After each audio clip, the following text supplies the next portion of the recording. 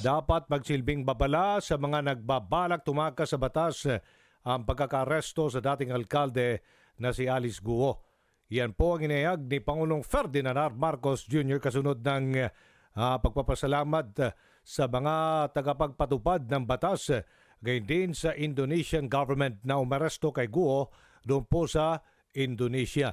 Tiniyak naman ng Pangulong Marcos na bibigyan ng karapatang legal na proteksyon due process si Guo sa ilalim ng batas ng Pilipinas at una na ring sinabi ng Pangulong Marcos na papanagutin ang sinumang tumulong kay Guo para palihim na makaalis nga ng bansa. Nasa linya ng ating telepono si Dana Sandoval at tagapagsalita ng Bureau of Immigration. Ma'am Dana, magandang umaga. This is Aljo Bendijo. Magandang umaga po, Sir Aljo. Okay, sa ngalan po ni Kong Erwin Tulfo, Ma'am Dana, live na tayo sa PTV at Radyo Pilipinas. Kailan ba makakabalik na ng Pilipinas si Alice Guo? Yes, hindi lang po ako siguro makapagbigay ng exact date and time kasi ngayon po, andoon yung mga tauhan natin ngayon in Indonesia to iron out the details on the return of Mayor Alice Guo. Pero masasabi po natin na very, very, very soon.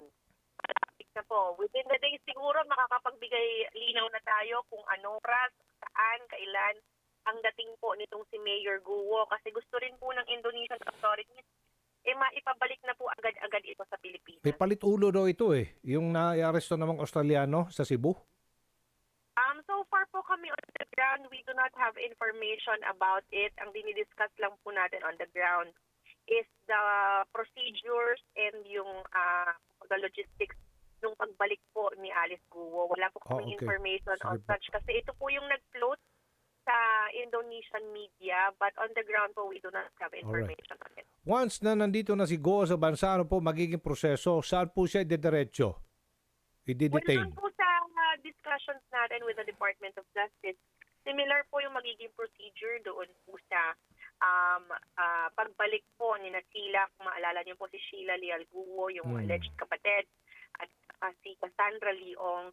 Ibinalik po sila dito after their arrival formalities. They were transferred to the BM main office para sa medical and then inquest po para kay Sheila kasi humaharap po siya ng deportation case from the Bureau of Immigration. After that, they were transferred to the NBI for doon naman nagkaroon ng inquest din for their other local cases here in the Philippines. And pagkatapos po noon, i-transfer po sila sa Congress at saka sa Senate po kung saan maharap po sila ng kanilang mga arrest warrant. Meron ba talagang taga-BI na involved po dito sa pagtakas ni Sheila Guo et al.? So far po doon sa investigation that we have been conducting as well as doon sa statement po ng PAO, wala pa po tayong nakikitang individual from the Bureau of Immigration that might be complicit dito. Pero doon po sa pagdating ni Alice Guo, mas marami pa po tayong impormasyon na makukuha. Tingin natin, Sir Aljo, makukuha na natin yung bigger picture pagdating po ni Alice, yung mga missing pieces ng puzzle, malalaman na po natin. At makikita natin kung sino-sino talaga yung mga involved doon sa pagpapalis sa kanya illegally. Ang kwento ni Sheila through a resort daw dumaan at nagbangka sila. So mag-verify po natin yan. Doon din may kukumpara natin sa mga statements ni Alice at malalaman na po natin yung buong storya. Ano ang pagbabagong ipatutupad ng Immigration Bureau lalo na sa mga high profile na nais tumakas sa batas after itong insidente ng palihim na pagtakas nga ni Alice Guo, Sheila Guo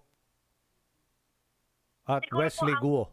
Yan, opo. Siguro po ang malaking nakikita natin na maaring improvement in the manner that the agencies are guarding our borders is that nagkaroon ng sharing, proper sharing ng information among government agencies. Of course, not all areas are covered by immigration. There are areas that are not, wala tayong presence, kagaya po ng mga pribadong pantalan, pribadong airstrip, and all. But siguro, it is very important that even those in the agencies in those that are monitoring those areas, mabigyan din po nung information tungkol sa mga pinaghahanap ng batas. Kasi yun nga, nakikita natin yung importance ng interagency work dito. Hindi lang po ito isang siya ang nagtatrabaho. Kailangan natin ng joint forces, kumbaga, na sama-sama pong gagawin. Kasi ito po ay ang bansa natin very porous and it's quite challenging siguro. Masasabi natin, nababantayan lahat ng mga pantalan natin. Kaya marami pong kailangang kumalaw at kumilos at mag-make ng extra effort to be able to ensure our border security. Maraming salamat, Ma'am Dana Sandoval ng Immigration Bureau. Salamat po.